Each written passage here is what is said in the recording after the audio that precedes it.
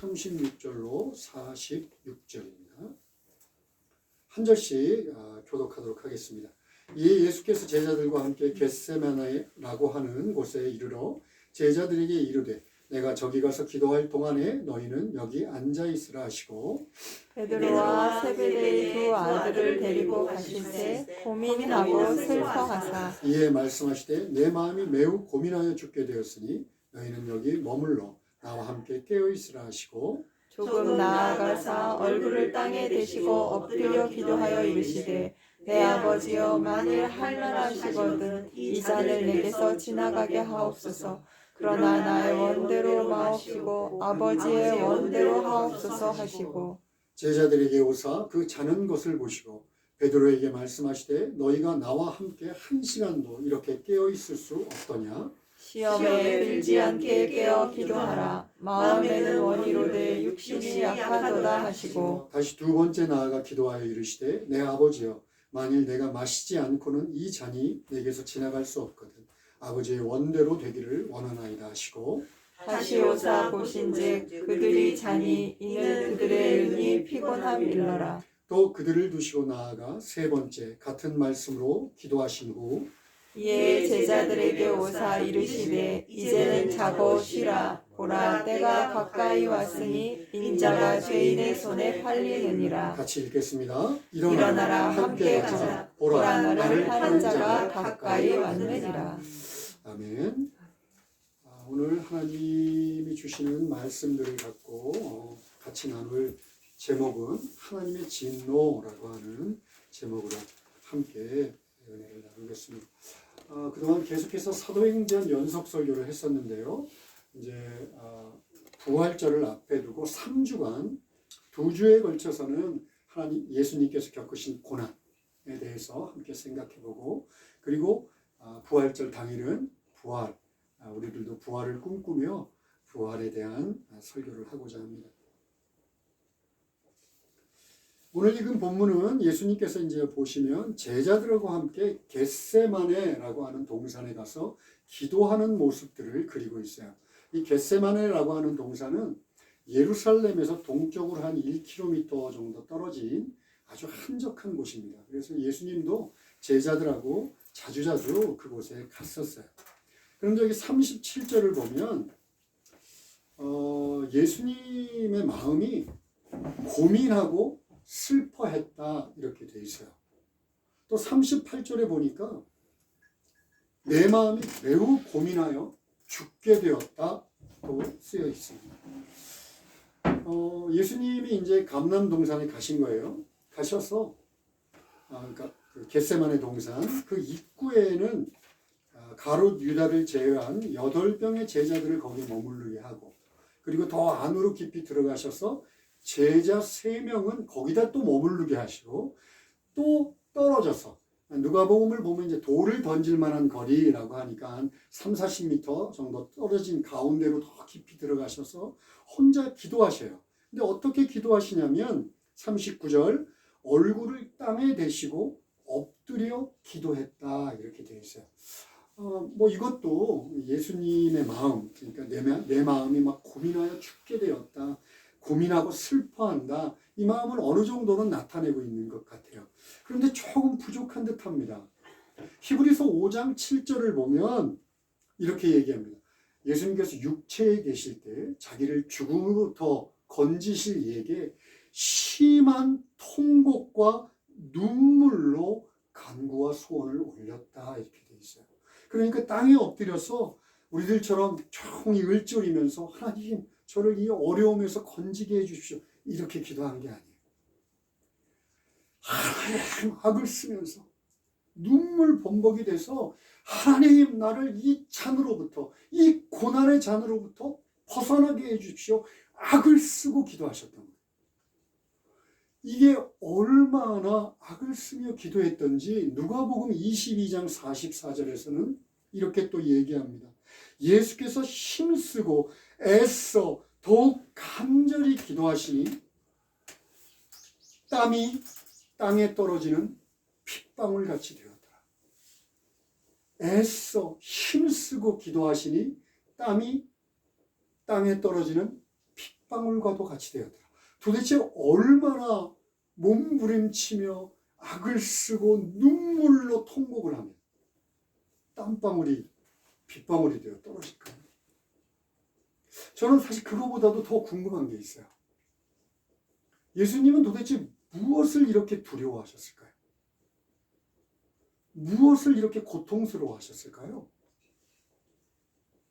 혹시 이제 곧 십자가, 이제 금요일이니까 붙잡혀서 십자가에 달리셔야 될 거예요.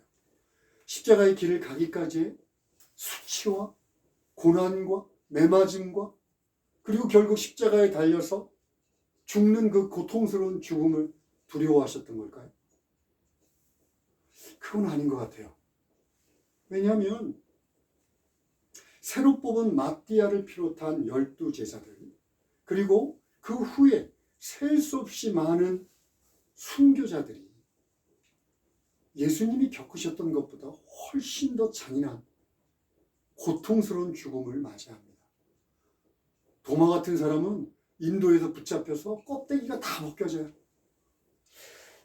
그리고 목을 잘려서 죽습니다.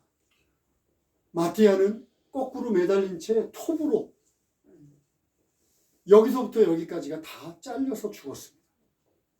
그런데 그들은요, 예수님을 본받아서 묵묵히 그 죽음을, 아니면 어떨 때는 찬양과 기도로 그 죽음과 고통을 다 받아들였어요. 육체적인 죽음만은 아니었던 것 같아요. 그렇다면 도대체 뭐가 이 예수님이 그렇게 처절하게 기도하며 벗어나기를 원했던 원인이었을까요? 수많은 주석학자들과 신학자들은 그것은 바로 예수님이 하나님의 아들이셨기 때문에 죄의 실체, 우리들이 그저 죄 한마디라고 부르고 있는 그 죄의 실체, 그 잔인하고 파괴적이며 잔혹하기 그지없는 그 죄의 실체를 알고 계셨다는 것과 그리고 그 죄에 임하실 하나님의 진노가 맹렬하게 타오르는 불과 같은 그 진노가 얼마나 두렵고 떨리는 것인지를 아셨기 때문이다 라고 이야기합니다. 우리가 이 하나님의 진노에 대해서 알기 위해서는 두 가지를 좀 분명하게 하고 넘어가야 해요.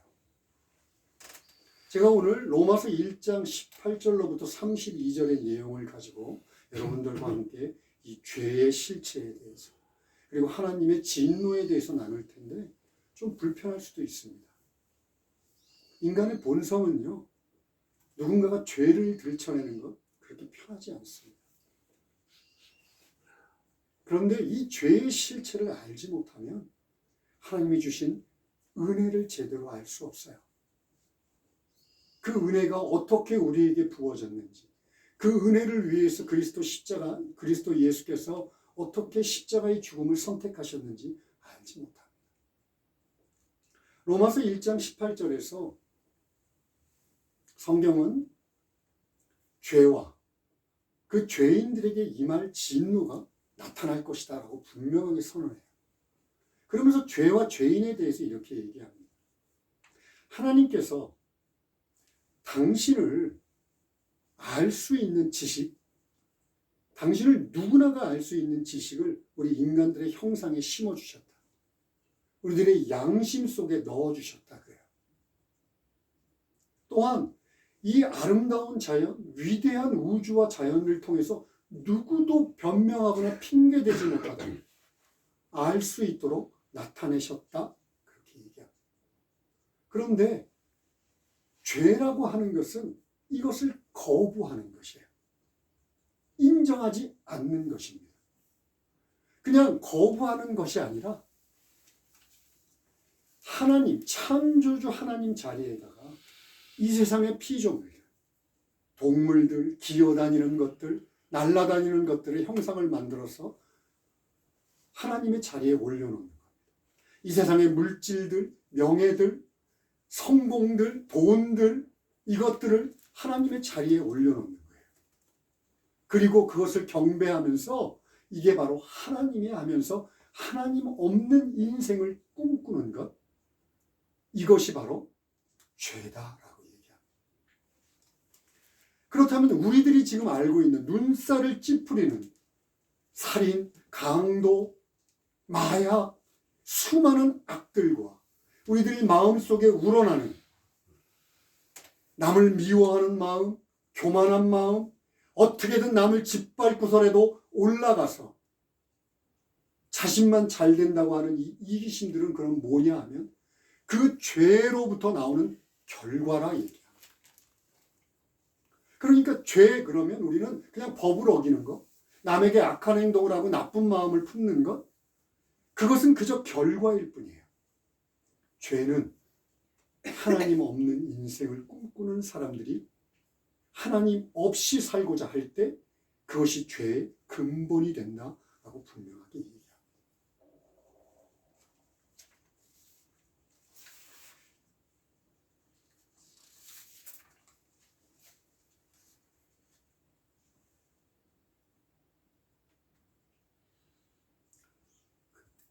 그 다음에 이제 우리들이 또 진노에 대해서 좀 생각을 해봐야 되는데요. 그럼 죄의 실체가 이렇다고 합시다. 그럼 그 죄는 죄 위에 임하시는 하나님의 진노는 그럼 우리들은 어떻게 생각하냐면 죽은 다음에 심판받는 거 이렇게 생각하는 경향이 있어요. 히브리서 9장 27절의 말씀처럼 사람이 1000번 죽는 것과 심판이 정해져 있다. 그래요. 결론적으로 하나님의 그 타오르는 심판의 진노는 우리들이 결국 예수 그리스도의 심판대 앞에 섰을 때 이루어질 것입니다. 그런데 심판은요, 이미 우리들에게 임했습니다. 하나님의 진노는 이미 우리들에게 임했습니다. 아까 그 18절부터 32절 사이에 주목하고 싶은 것, 심판이 이미 임했다. 하나님의 진노가 우리에게 이미 임했다는 것을 나타내는 단어가 내버려 둔다는 거예요. 내버려 둔다. 이 단어가 3번 나옵니다. 그 더러움에 내버려 두었다. 부끄러운 욕심에 내버려 두었다. 그 상실한 마음대로 그대로 내버려 두었다.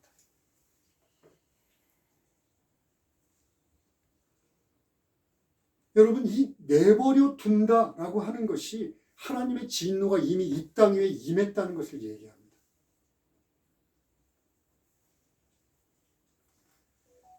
사람들은 하나님 없는 세상에서 자신의 욕망이 이끄는 대로 그냥 살고 싶어 합니다. 로마서에서는 이것을 어떻게 얘기하냐면 이렇게 얘기합니다. 강도, 살인, 시기, 악독,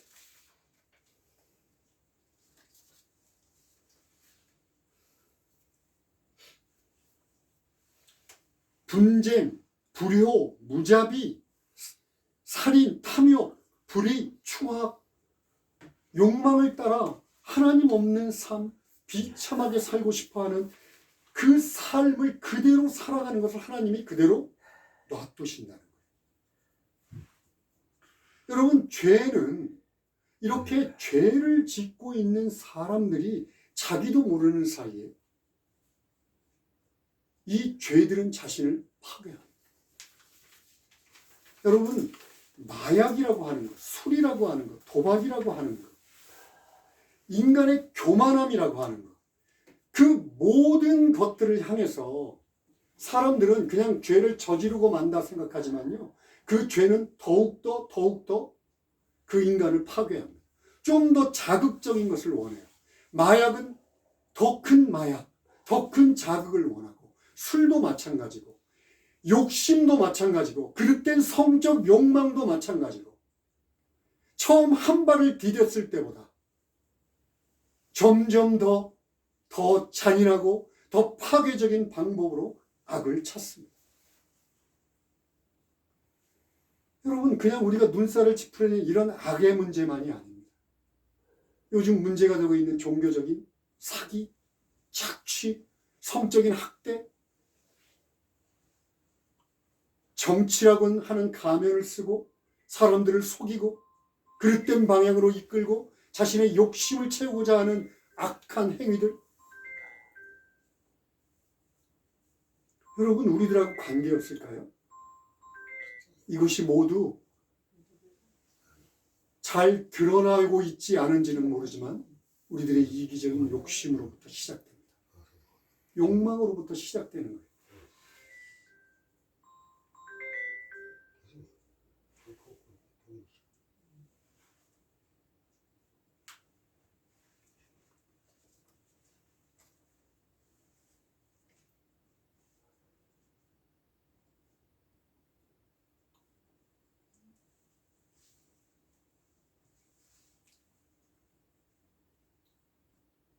솔제니친이라고 하는 20세기의 아주 위대한 소련 출신의 문학가가 있습니다. 이 사람은 노벨상을 수상할 정도로 위대한 문학가이면서 동시에 20세기의 예언자로 불리는 사람이에요. 이 사람이 소련의 수용소에서 10년간의 생활을 하면서 소련이 해방되었을 때 그에게 사람들이 물어봅니다. 소련에서 일어난 이런 비참한 사건들에 대해서 한마디 해주십시오.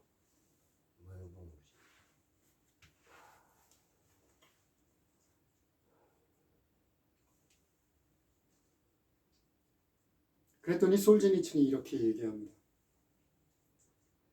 누군가 만일 내게 소련에서 일어난 6천만 명이 넘는 사람을 삼켜버린 이 혁명, 그러니까 6천만 명을 죽였다는 소리예요.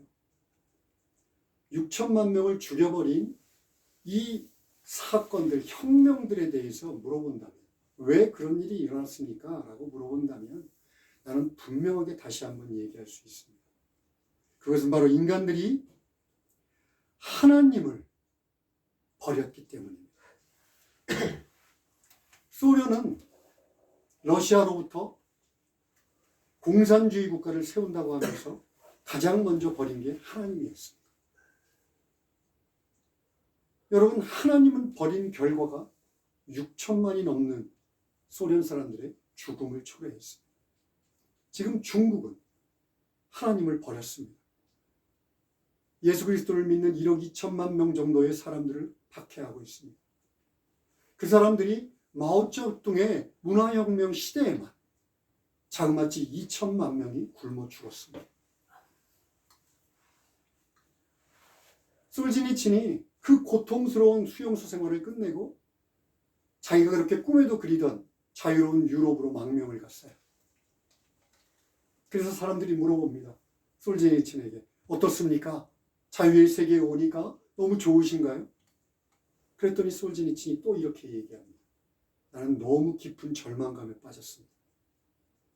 자유를 갈망하며 민주주의를 표방하는 이 유럽의 국가들이 하나님을 버리고 방종과 쾌락과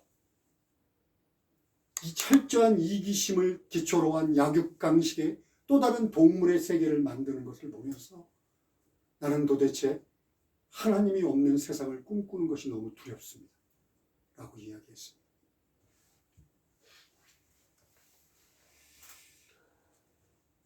여러분, 하나님께서 우리 인간들의 죄를 마음껏 짓도록 간섭하지 않고 놔두시는 것은요, 그것이 왜 진노인지는 인간들이 증명합니다.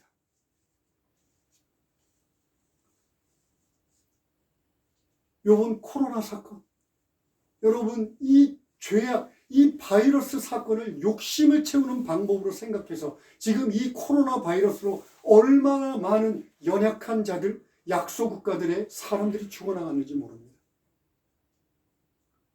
어린이, 여자, 장애인들, 우리들이 나하고 아무런 관계가 없다고 생각하는 그 사람들을 향해서 인간의 죄성은 그들을 철저하게 짓밟습니다. 그러면 가해자들은 어떨까요? 약소국가를 짓밟고 있는 나라들은 어떨까요? 그들도 역시 폭력과 도박과 중독과 그 죄악들, 성적인 그릇된 욕망들로 인해서 점점 더 자신을 파괴하고 양심은 무뎌지고 성경에서 말하는 양심에 화인맞은 자들이 됩니다. 여러분, 멀리 갈 거 없습니다. 제가 여기서 이렇게 설교를 하면 나하고는 관계없는 얘기야. 나하고는 별 관계없는 얘기야. 그런데 여러분 속을 들여다보십시오. 나의 이기적인 욕심을 채기 위해서는 다른 사람들이 손해보는 건 크게 문제되지 않아.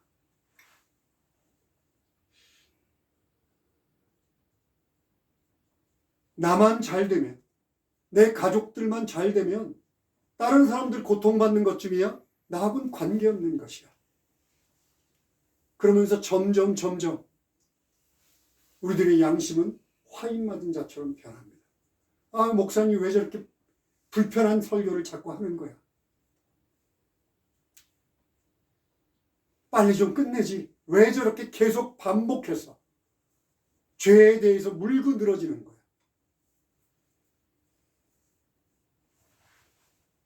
여러분, 큰 차이 없습니다. 저나 여기 앉아있는 여러분들이나 제가 지금 얘기했던 죄인들과 하나님 보시기에 큰 차이 없습니다.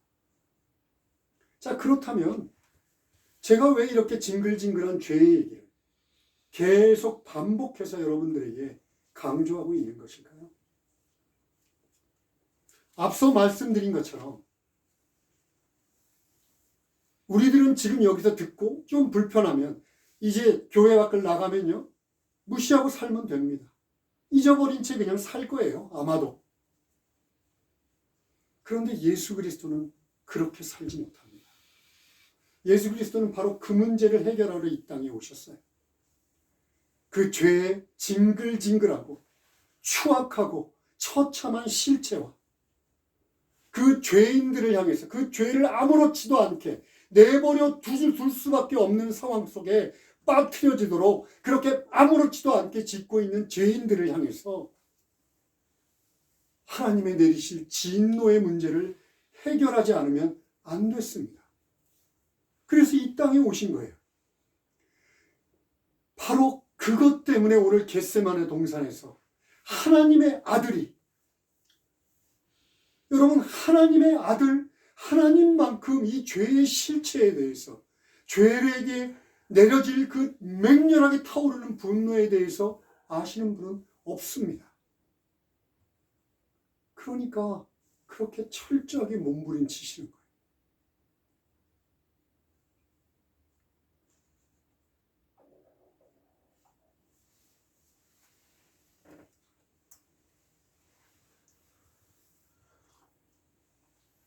예수님은 결국 십자가 상에서 하나님의 진노를 경험합니다. 여러분, 하나님의 진노는요, 왜 내버려 두는 것이 하나님의 진노가 이미 임한 거냐면, 하나님이 내버려 둔 자들은 절대로 하나님께 다시 돌아오지 못합니다. 하나님의 긍휼하심이 조금이라도 남아있을 때 그들은 하나님께 돌아올 수 있습니다. 그런데 그렇게 내버려 두시면 하나님의 긍휼이 끊어집니다. 조금도 남아있지 않게 됩니다. 완전히 끊어져 버려요. 그런데도 사람들은 어떻게 얘기하냐면 이렇게 얘기합니다. 야, 하나님이 어디 있어? 야, 진노? 죽으면 끝이야. 심판? 그까짓 게 어디 있어? 그들을 향해서 이렇게 얘기합니다. 다만 내 고집과 회개하지 아니하는 마음을 따라 진노의 날, 곧 하나님의 의로우신 심판이 나타나는 그날에 임할 진노를 내가 쌓는다. 하나님이 놔두신 사람들, 죄악 속에 가기를 머물고 하나님을 계속 거부하고 소위 양심의 화인을 맞은 사람들에게는 그대로 놔두시는 것이고, 놔두신 자들은 하나님께 돌아올 수 없습니다. 그래서 진노가 이미 시작됐다는 거예요.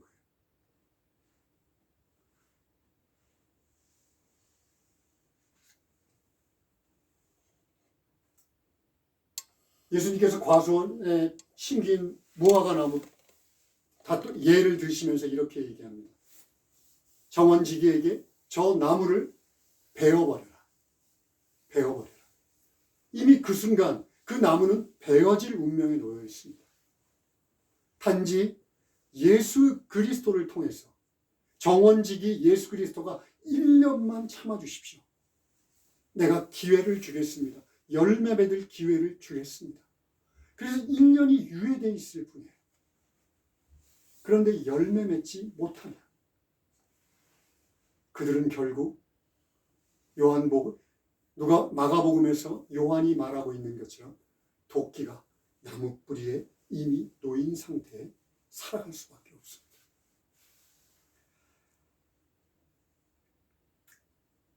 자, 여기까지 얘기하면 예수 믿는 것은 두렵고 떨리는 일이 됩니다. 그런데 오늘 예수님께서 3번에 걸친 기도를 드려요. 그리고 이렇게 얘기합니다. 나의 원대로 마시옵시고 아버지의 원대로 하옵소서.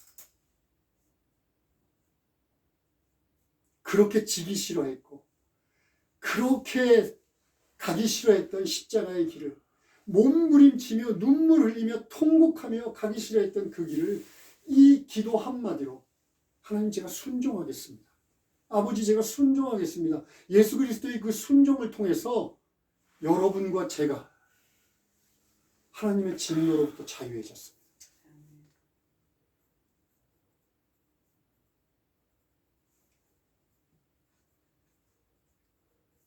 다시 한번 얘기하지만 저나 여러분이 어떤 자격이 있어서가 아닙니다. 나는 좀 더 착하게 살았으니까? 나는 살인을 저지르는 사람보다 좀 나으니까? 나는 그릇된 욕망대로 사는 사람보다 좀 나으니까? 아니요. 여러분들 똑같습니다. 저나 여러분이나 하나님의 긍휼하심과 자비하심이 없으면요, 절대로 이 구원의 은혜를 받아들일 수 없습니다.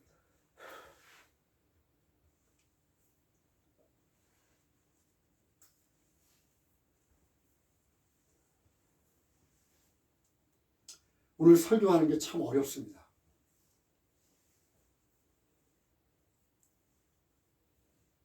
그러나 이 진노의 문제, 우리의 죄악의 문제, 먼저 이 영적인 문제를 그리스도 예수께서 해결하시기 위하여 얼마나 큰 고통을 겪었는지를 여러분들이 알지 않으시면 하나님이 베푸신 은혜에 대해서도 제대로 알 수 없습니다. 예수님께서 겟세마네의 기도를 마쳤습니다. 3번의 기도를 마치고 내려오십니다. 마치 그 겟세마네의 기도는 예수님께서 본격적으로 고난을 받으셨음을 나타내는 신호등과도 같습니다. 이제 파란불이 켜졌어요. 이제 고난의 길을 걸어가는 길만 남았습니다. 걸어가시면서 오셔서 제자들에게 얘기합니다. 일어나라, 함께 가자. 여러분, 이 제자들은 일어나라, 함께 가자, 이 말이 무슨 뜻인지 아셨을까요? 몰랐겠죠. 예수님께서 야, 내가 정말 심히 괴롭다. 이 하나님의 진노가 내게 임하는 것이 너무 두렵다. 깨어서 나랑 기도하다. 깨어서 나를 위해 기도해다오. 그렇게 2번씩이나 말했음에도 불구하고 그들은 쿨쿨 잠에 빠졌습니다. 당연히 일어나 함께 가자, 이것도 알지 못했습니다. 예수님이 십자가에 달렸을 때 그들은 어떻게 했을까요? 도망갔어요. 전부 뿔뿔이 흩어져 도망갔습니다. 부활하신 예수님을 만나고 나서도 마가의 다락방에서 문을 잠고 두려워 떨며 그저 기도만 하고 있었습니다. 그런데 오순절 성령이 그들에게 임합니다. 그제서야 그들이 압니다. 깨어서 나와 함께 기도해 주겠니? 일어나 나와 함께 가자. 그게 무슨 말인지 압니다. 그냥 깨달음에서 머물지 않고 정말 그들은 깨어서 열심히 기도했습니다. 그리고 예수님처럼 십자가의 길을 걸어 순교회까지 이르렀습니다. 여러분, 우리도 마찬가지예요. 여러분, 이 자리에 다 앉아있지만 성령께서 은혜 주시지 않으면 깨어 이 죄의 문제에 대해서 기도할 수 없습니다. 깨어 십자가의 길까지는 아니어도 죄로부터 구분되어 하나님의 백성으로 살겠다는 마음을 먹을 수 없습니다. 그저 한 귀로 듣고 한 귀로 흘려버리는 설교가 될 거예요. 물론 말씀 보고 예배드리고 기도하는 신앙의 훈련 너무 중요합니다. 그 신앙의 훈련을 통해서 우리들의 믿음이 점점 더 강화되고 성장하고 결국 그리스도의 장성한 분량까지 자라갈 거예요. 그러나 먼저 성령께서 여러분들의 마음을 다스리지 않으면 여러분들의 신앙의 훈련, 그것은 종교적 행위에 지나지 않습니다. 아니,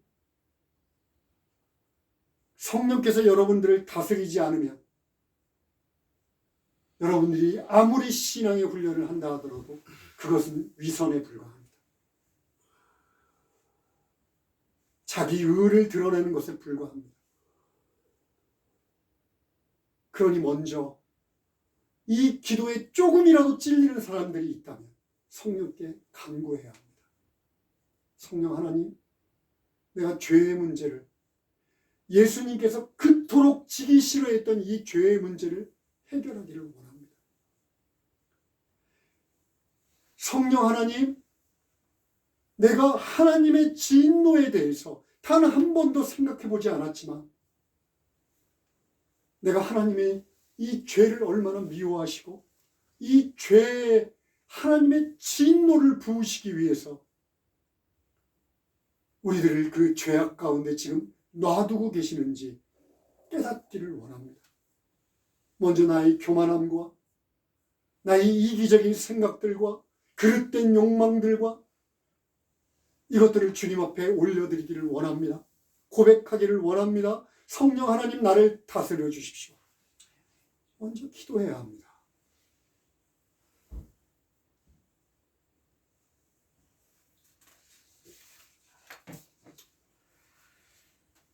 성령께서 부디 여러분들을 다스려 주기를 간절히 원합니다. 아멘. 기도하시겠습니다. 하나님 아버지, 감사합니다. 죄의 문제, 참 어렵고 힘든, 받아들이기도 듣는 것조차 힘든 문제지만 저희들이 먼저 죄인이라는 고백, 그럼에도 불구하고 이 자격 없는 자를 하나님이 사랑하셔서 그리스도 예수의 십자가의 은혜를 통하여 해방시켰다는 이 기쁨, 이것을 누리며 살도록 주님 저희들을 다듬어 주시옵소서. 예수님의 이름으로 기도하옵나이다. 아멘.